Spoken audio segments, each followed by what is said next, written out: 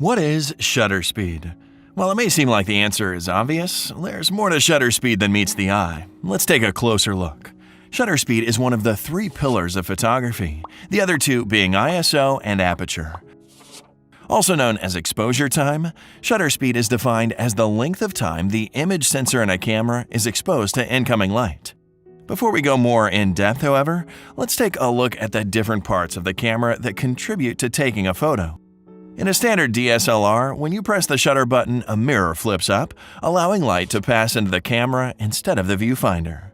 Once the mirror is flipped upwards, a small door will move from top to bottom, exposing the sensor beneath.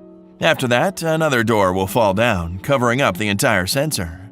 After the second door closes, your mirror will fall back into place. The doors will then reset to their original positions underneath. The longer the shutter is kept open, the more light will enter the camera. In auto mode, cameras will meter the scene and determine an adequate shutter speed to keep the picture from becoming either over or underexposed.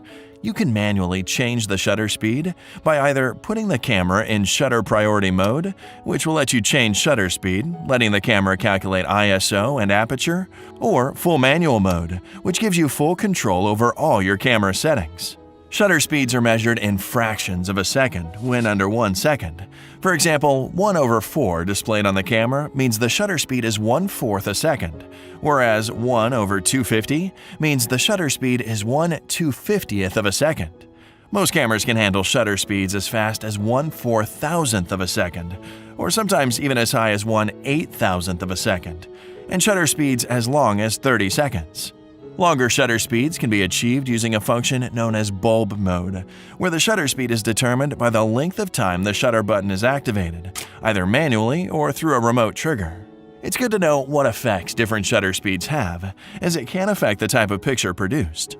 Short shutter speeds, often quicker than 1/1000th of a second, are fast enough to capture the fast movement of wildlife and sports, and freeze water droplets and small particles.